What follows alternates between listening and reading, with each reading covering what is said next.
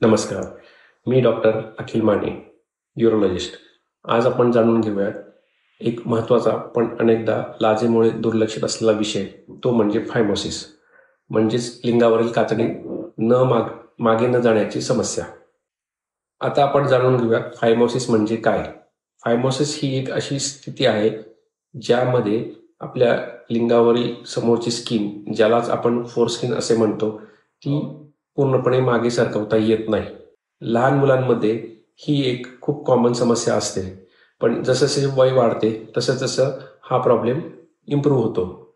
जर लहान मुलांमध्ये 5 वर्षापेक्षा जास्त वयाच्या मुलांमध्ये जर ही स्किन टाईट असेल आणि युरिन करायला त्रास होत असेल किंवा इन्फेक्शन होत असेल, तर तो एक ॲबनॉर्मल प्रॉब्लेम आहे.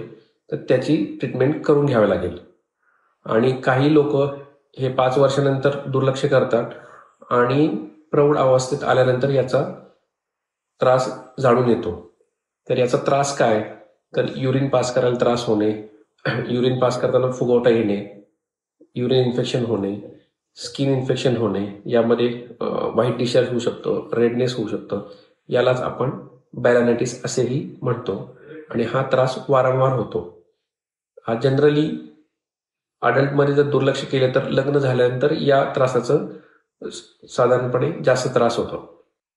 या त्रासाबरोबरच काही रुग्णांमध्ये लैंगिक संबंधादरम्यान वेदना, जखमा किंवा ब्लिडिंग होऊ शकतो. तसेच समोरच्या स्किनला काही प्रमाणात कट्स येऊ शकतात.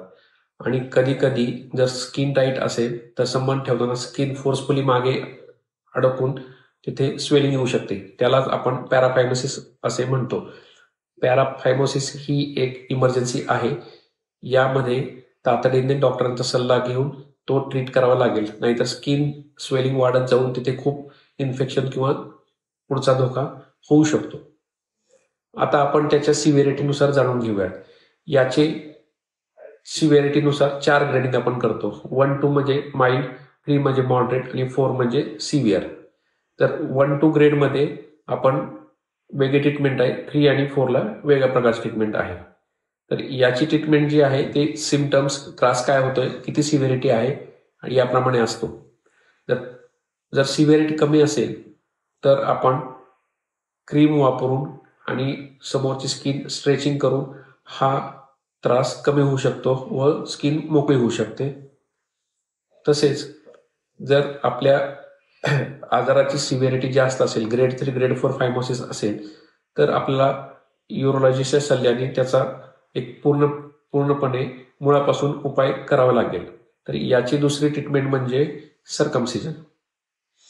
सर्कमसिजन ही एक अतिशय प्रभावी व कायमस्वरूपी उपाय आहे. यामध्ये एक 15 ते 20 मिनिटाची छोटी प्रोसिजर आपण करू शकतो व यामध्ये समोरची स्किन काढून टाकण्यात येते. काढून टाकल्यानंतर ही एक 2 ते 3 आठवड्यामध्ये याची पूर्ण हिलिंग होते व 3 आठवड्यानंतर पेशंटला याचा काही त्रास होत नाही व शारीरिक संबंध ठेवू शकतात. आता अत्यंत आधुनिक पद्धतीने म्हणजे स्टेपलर सर्कमसिजन ही आपल्याला करता येते. यामध्ये ब्लड लॉस ऑलमोस्ट होत नाही व जी रिकव्हरी नॉर्मल सर्कमसिजनला 3 ते 4 आठवडे लागतात ती 1 ते 2 आठवड्यामध्ये होऊ शकते. यामध्ये तिसरी उपचार पद्धती म्हणजे प्रेपियोप्लास्टी आहे, जी काही निवडक रुग्णांमध्ये आपण निवडू शकतो. यामध्ये समोरची स्किन पूर्ण न करता एक प्रोसिजर करून ती स्किन थोडीशी मोकळी केली जाते, पण याला काही लिमिटेशन आहेत व सिलेक्टेड पेशंटमध्येच ही पद्धत वापरू शकतो. व याविषयी काही संकोच बाळगू नका.